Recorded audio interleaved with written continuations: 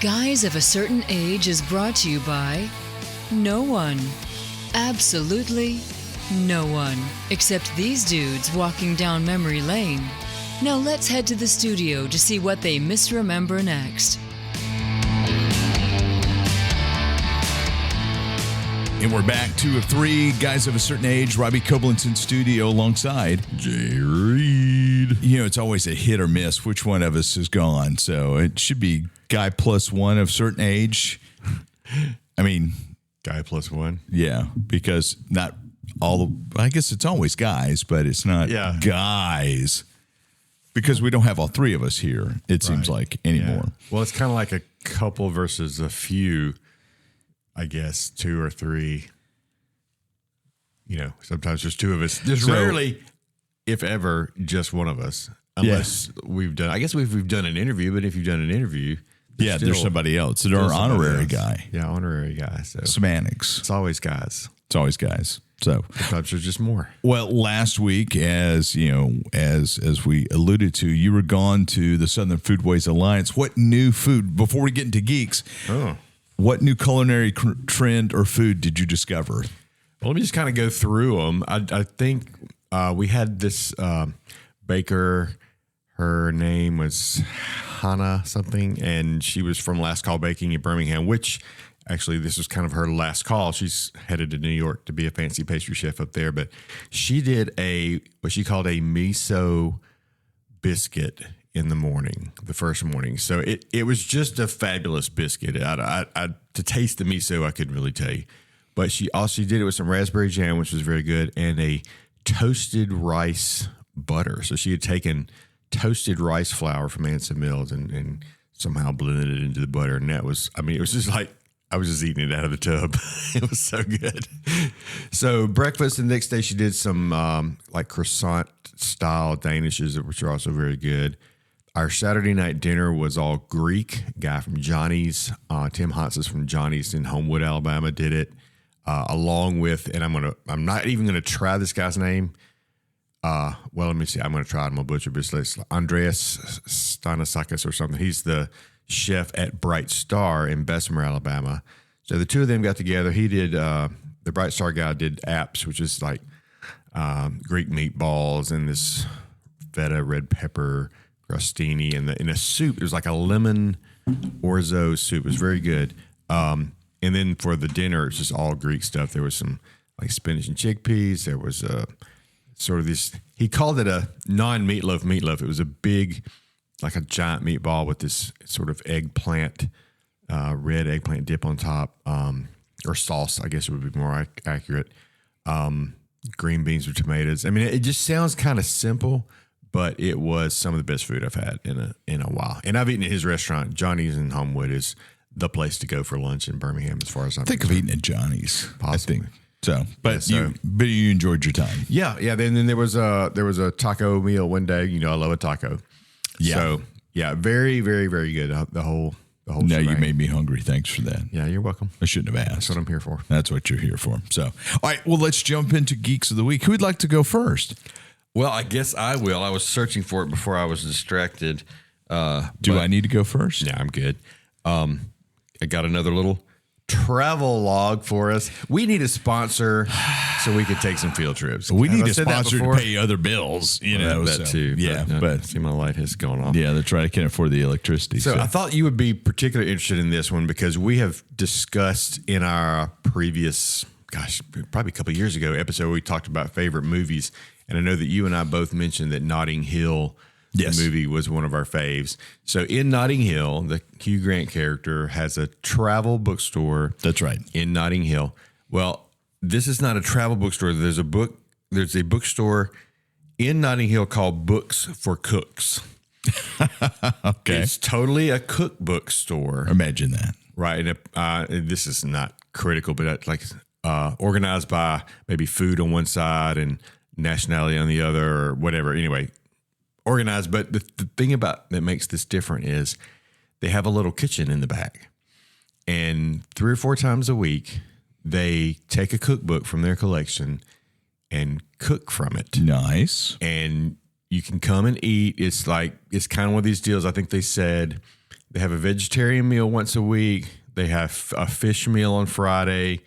And the other 2 days are just whatever you get. So you don't get to choose from a menu. It's whatever they're cooking that day. They put it on a chalkboard outside. Catch as catch can. It is first come, first serve. There's no reservations. You have to stand in line for it. And when they run out, they run out. But really, they did say the only choice you have is sometimes you can choose between 2 desserts. But aside from that, you eat what they've cooked. But it's like a test kitchen. Just like at home. For the recipes books that they have. And I just thought that was so cool. And the guy that owns it, he went as just a customer, met his wife who was working there, and the older lady who owned the store when she retired, they bought it from her, and now they run it. And I think they're French. He's French anyway. He sounds French. So anyway, will I ever go to London again? Who knows? I've been a few times, but it's been a minute. And I've never been able to just go to Notting Hill. We've always done kind of the tourist thing. But should I go back and have plenty of time to do things at my leisure, Notting Hill will be at the top of my list. I would like to go to Notting Hill as well. But Bonnie was watching that movie again on the plane back, and it's a fun movie. Yep. So lots of fun. So books for cooks in Notting Hill if you happen to be in London. Yeah, if we get any correspondents in London who want to go by and sample the wares and let us know what it was like. So I feel like I've done a good job in preparing us for a London trip. Bonnie, Batman restaurant, now cookbooks for cooks. I got lunch and dinner covered. Well, I think I think we're talking about going to London for our 30th wedding anniversary, which I don't think you're invited for, Jay. But if you just happen to be over there, I'll let you come to my anniversary trip to Memphis. Oh yeah, that's right. I think fair turnabout's fair play. But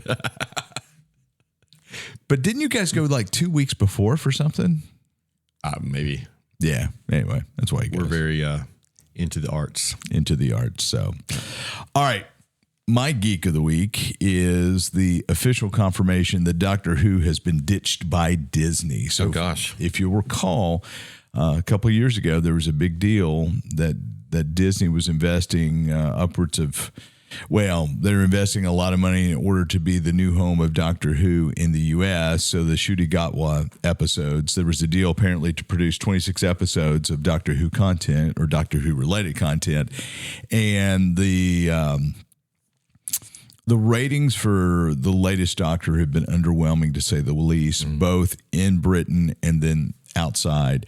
And so Disney elected, it's probably the worst kept secret in Hollywood, they elected not to renew the deal, which means Doctor Who is now fully a BBC property. Ncuti Gatwa has left the show.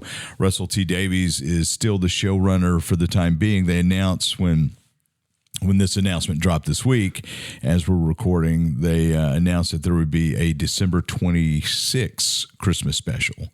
So we've got a whole nother year plus to see what happens, because if you recall, those of you who are playing along at home, the last shot of the last episode of Doctor Who, Ncuti Gatwa regenerated into Billie Piper, who was a former companion. So it's gone completely off rails. The only thing that might have been weirder if Rick Ashley had popped up and he rickrolled us all. But you never know what happens in the crazy, zany world of Doctor Who.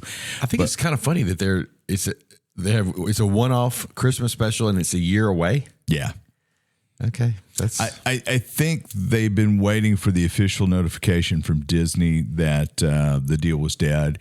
There's a miniseries called The War Between the Land and the Sea, which is a 5-episode miniseries that's in the Doctor Who universe that will be used to fulfill the 26-episode contract, because there were only 21 episodes, I believe, for Gatwa and for the David Tennant specials. So, but yeah, I mean, this was announced back in October 22. The original deal is before Bob Iger came back, and Bob Iger has been basically slashing and burning and cutting and burning. Even as we record this, the Disney's in a battle with YouTube TV. They've taken all the Disney products off of YouTube TV. So no ESPN for this weekend.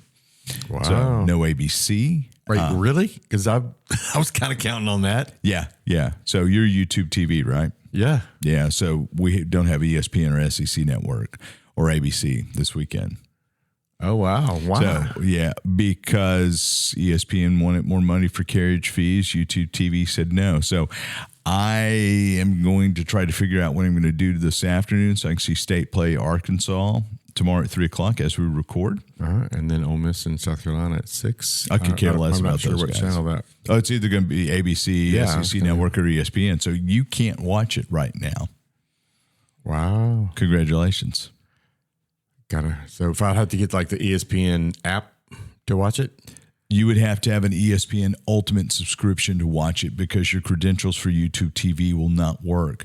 Because with ESPN app, you can the way it works with the app is you verify your subscription to a ESPN compliant service, and so no, your credentials or ESPN Plus, which I'm paying for some sort of ESPN. So ESPN Plus is the third tier women's basketball, non-conference basketball games, baseball games, a few other things on ESPN Plus, but the top tier SEC package, you're going to have ESPN Ultimate, which is $30 a month. Jiminy Christmas. So do you watch anything other than sports on your YouTube TV?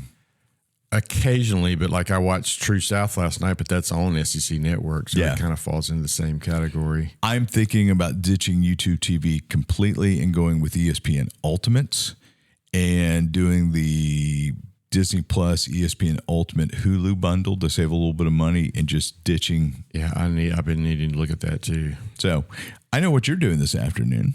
Well, that wasn't my plan, but I guess I am. Yeah. And, as no chance of them reconciling before 3 o'clock tomorrow. I don't know. It went dark at 11:15 or 10:15 our time last night, basically after Thursday Night Football ended, I believe, or whatever sporting event was on. Okay. So I'm on deadline.com, and it says, this was updated last night at 8:46 Pacific time, which was 10:46 our time. Wow.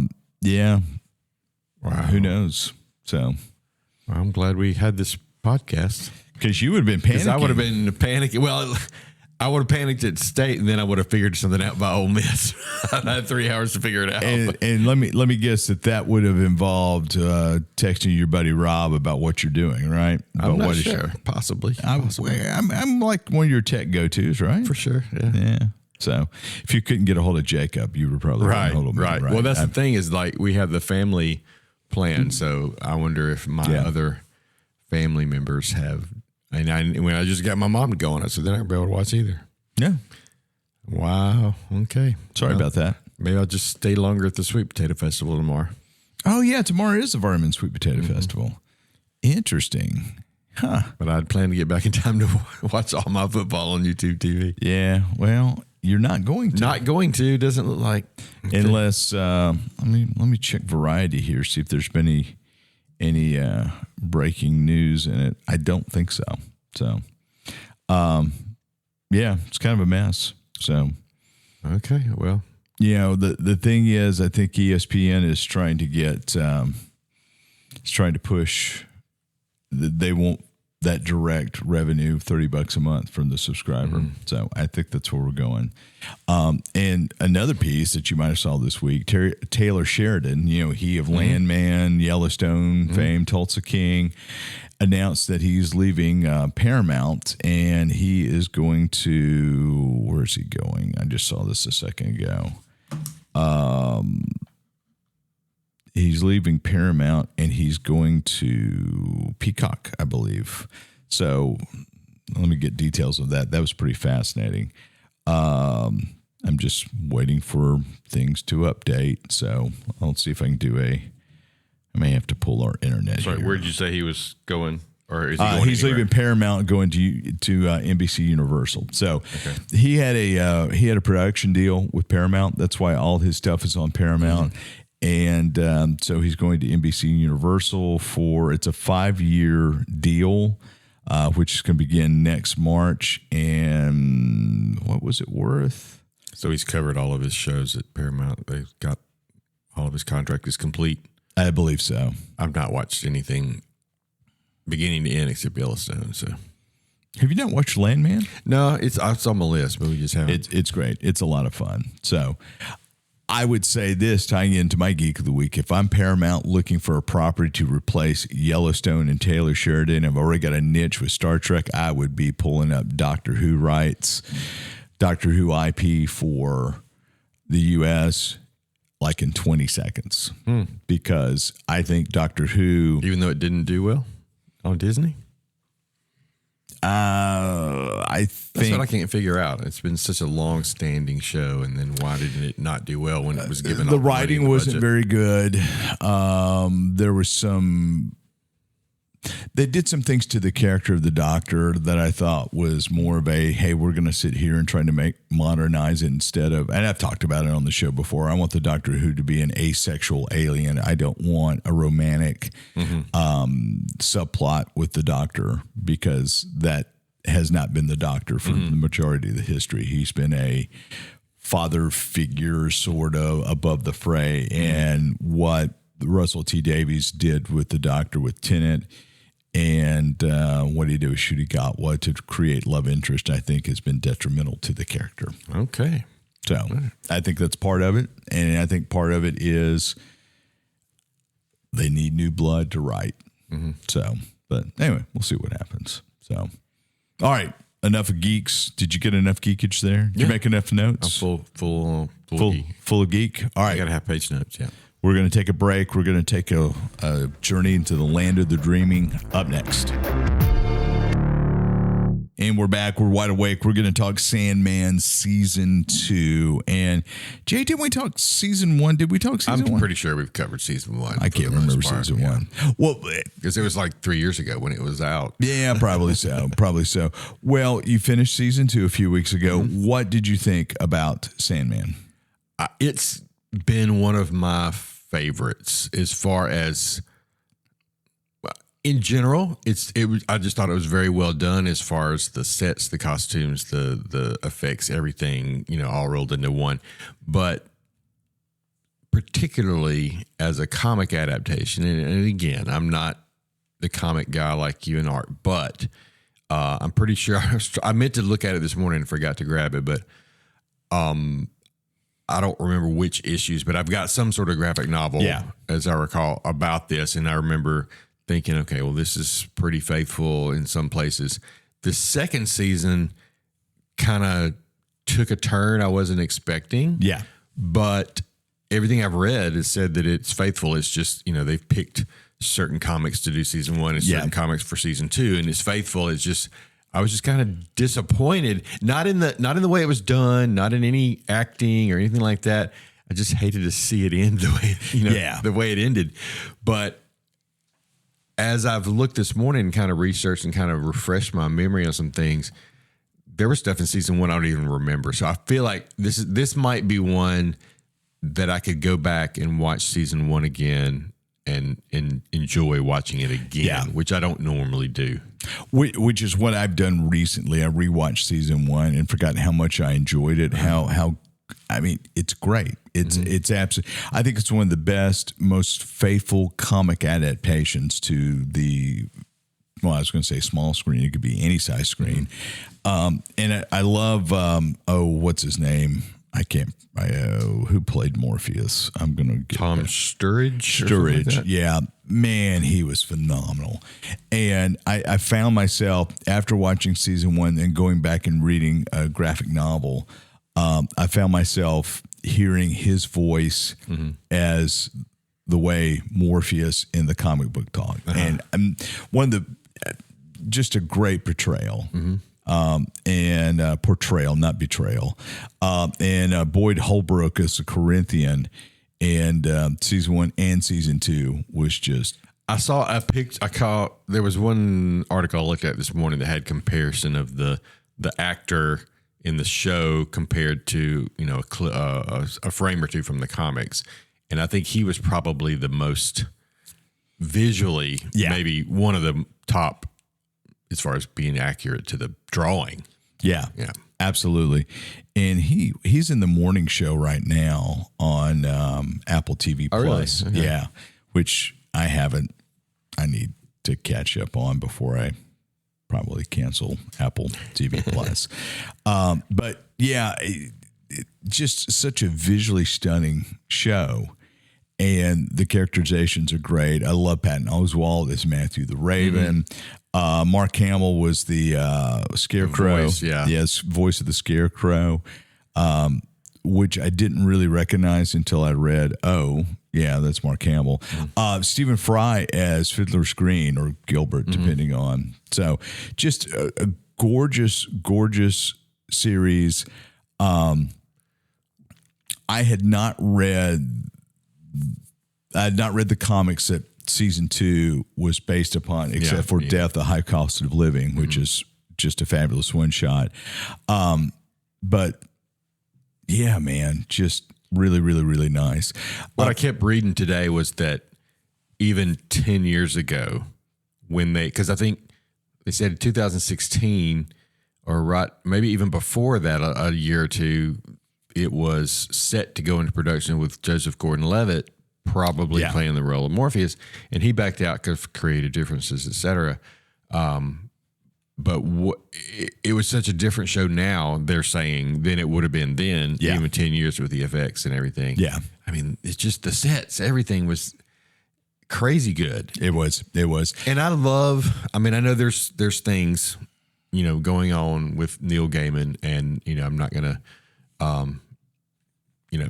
by saying good things about him, I'm not saying I support whatever he's accused of, but I have been fascinated recently over the past year or two with like a lot of the things that he's done.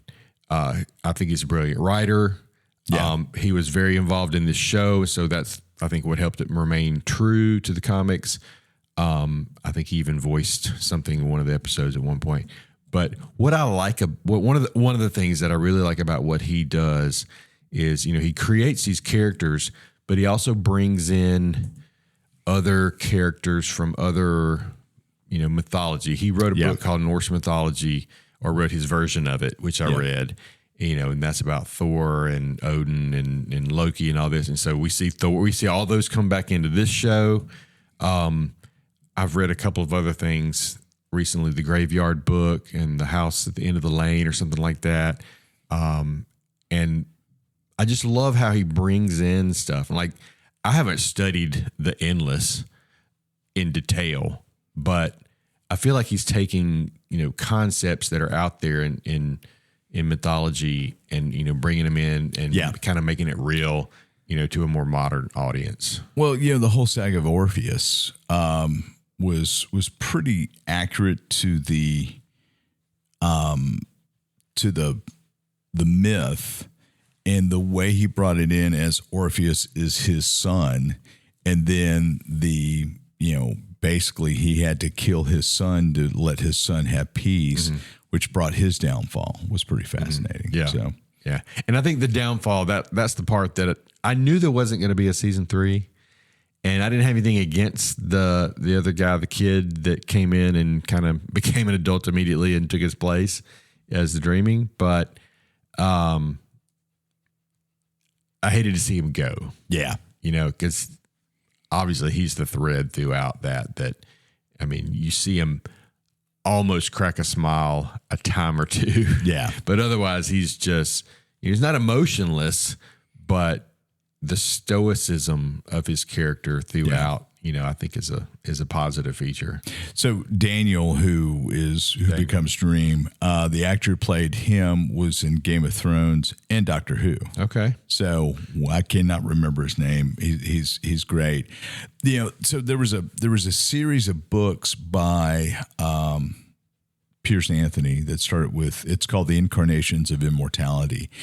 And very, very, this has a lot of themes. The idea, the first book was called On a Pale Horse. It came out like 1982, 83, something like that, with the idea of these concepts are actually, these incarnations or personifications. So death is actually a person who inhabits the role of death, who goes around, judges individual souls, the ones that are closest in balance, to be destination heaven or hell, and has to like manually read the souls, manually judge the souls to send them to heaven or hell. And so you had war, death, I forget the other ones, but there ended up being 7 incarnations of immortality. So there were some of those themes in like desire, delirium, despair, destruction. And if you remember it, I believe delirium, that was the second delirium. So this is going to be the second at the end of Sandman season 2. This is the second dream. Okay. So like the second person who, or whatever. Who inhabits that role. So yeah, for sure. Despair. I'm pretty sure despair. It was despair. Yeah. Delirium was another, like she converted from something to delirium. Was it? She wasn't desire. She was delight. Delight. She became delirium. Yeah. So that whole arc, I mean, this could go on for many seasons, just exploring the arcs of each individual character. Now, some of them were pretty bizarre, but fascinating at minimum. So what if you go back and read some of the backstory of how Sandman came to be, and we may have covered this originally, but Neil Gaiman was given the task of modernizing the golden age, maybe the Bronze Age Sandman, who was part of Justice League of America. Okay. And so the way that he was able to retcon is when delirium is trapped in the English dude's basement for, 50, 60 years, his aura ended up inhabiting some mortals around, and one of those mortals became the Justice Society of America Sandman. So, which was always really, really kind of cool. Well, see, and I didn't even realize till this morning when I was reading the backstory that in the comic, because it was a DC print, there were connections to other DC characters, which they took out of the TV show. Yeah. Made it kind of a standalone. I think Martian Manhunter ended up in the comic books. Okay. I don't remember a Superman crossover, but John Like Dr. Destiny. Yeah, Dr. Destiny, or it was Dr. Fate. I think there were several. Yeah. Yeah. John Constantine, which they remade, they ginger flipped John Constantine to be Joanna Constantine. Which, for no other reason, the fact that they got Jenna Coleman to play the role, I think was worth the She was the great. flip. Yeah. But, John Constantine had his Hellblazer comic book, which was a DC imprint. So there was crossover there. And Sandman was originally on the Vertigo imprint, which was the more mature DC comics. And then they ended up, Vertigo ended up being folded in, and, Sandman, finished up as a run. I don't know when the last time a comic book was actually put out. I'm trying to find. While you're looking, I found some little interesting tidbits. Apparently, it's one of the first graphic novels to actually appear on the New York Times bestseller list. That's right. So The Watchmen, Mouse, which I'm not familiar with, and Dark Knight Returns. So it was on Entertainment Weekly's 100 Best Reads from 83 to 2008. Yeah. Just crazy stuff like that. Trying to see, we already talked about I'm interested in this. I haven't seen this. I don't have Audible, but they said there was just before the TV show came out in 2021 and 22, 3 full cast audio dramas through Audible starring James McAvoy. Oh, I bet you they'd be narrated by Gaiman. And so that's something I would like to find. And then, we haven't mentioned that, Rufus Sewell shows up in season 2. He's Time. He's like the father of all the. Oh, yeah. All the D people. Yeah.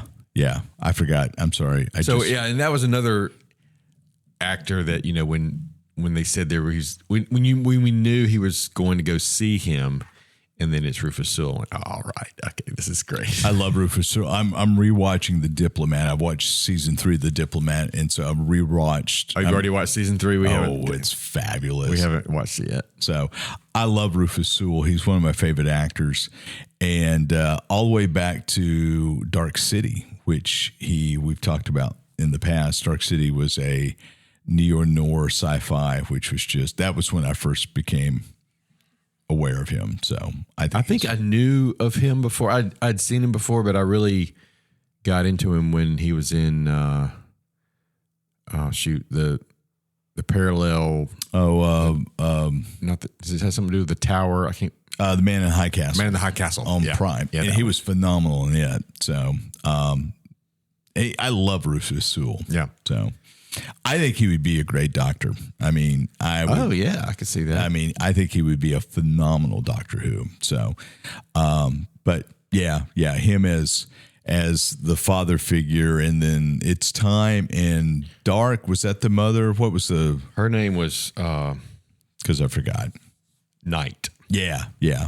Time and Night, or that was a really interesting sort of relationship. Yeah. Asking how is she doing? How is he doing? Yeah.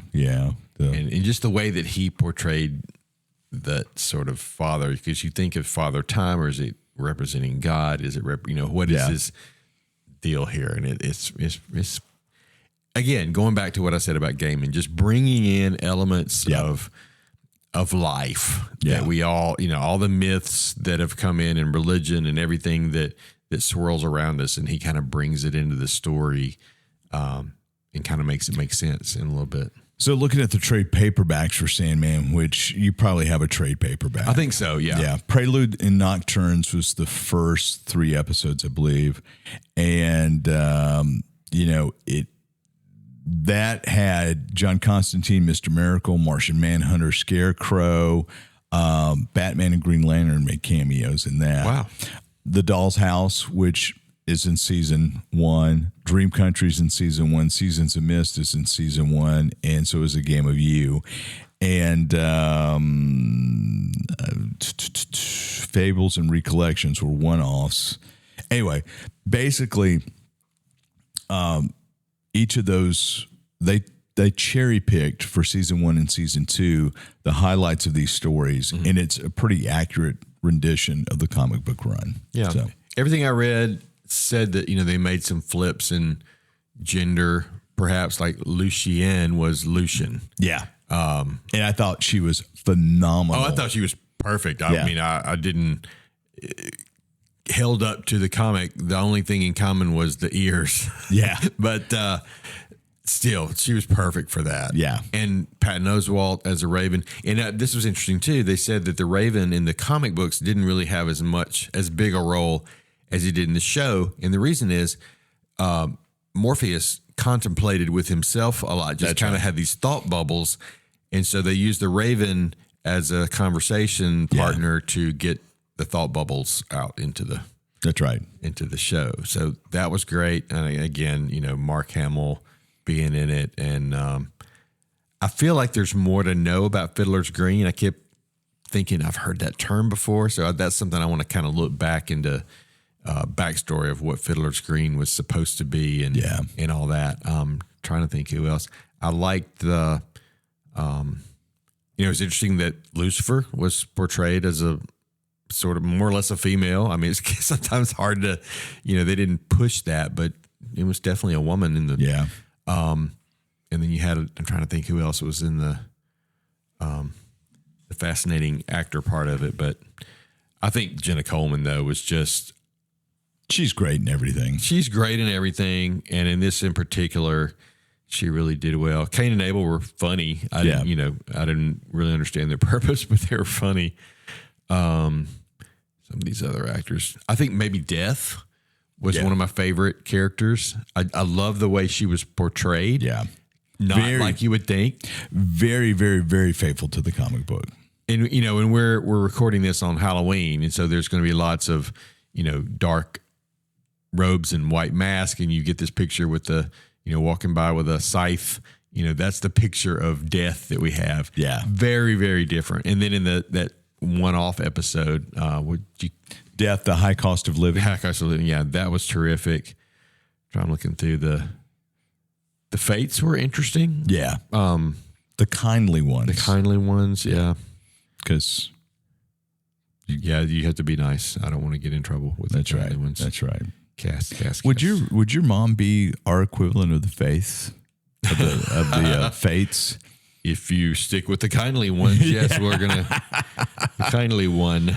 Yeah, the kindly one. That's it. That's true. Okay, so Stephen Fry was the Fiddler's Green. Mad Hattie was a fascinating character. Her age and all that. Yeah. Well, and so she played one of the sisters of Karn in Doctor Who. So that actress. So and the guy that played Loki. I mean, I thought is this Billy Idol reincarnated? Yeah, he had the sneer and everything, didn't he? Sure enough. The whole fairy aspect that they brought in, it kind of had a Lord of the Rings-esque vibe to it. Yeah. And I really liked that character too. The is it Ethel? I can't remember. Nuala, I think. Yeah. I like the fact that she was, living this literally fairy life, but she is willing to stay in the dreaming or whatever. And so is the dreaming the area, the space? Yeah, I believe. And so. his name is Dream? Yeah. Okay, so Dream in the Dreaming. Yeah. I was getting that all mixed up. So, yeah. So, would we recommend? Absolutely. Yeah, I'm disappointed that there's not going to be a third season, but also, went out on top. So I guess, I won't have to be disappointed when it gets to season 6 and they mess it up. Looking at you, Game of Thrones, looking at you. Ugh. So, but yeah, absolutely. And again, I might, if I get through all the other shows I want to watch, Sandman season 1 for sure would be one to go back to and watch. Yeah, I was going to ask if it would be rewatchable for you. For sure. Yeah. Yeah. Not regrettable, but rewatchable. Rewatchable. So, yep. All right, that does it this week. Have a great weekend. We'll see you soon.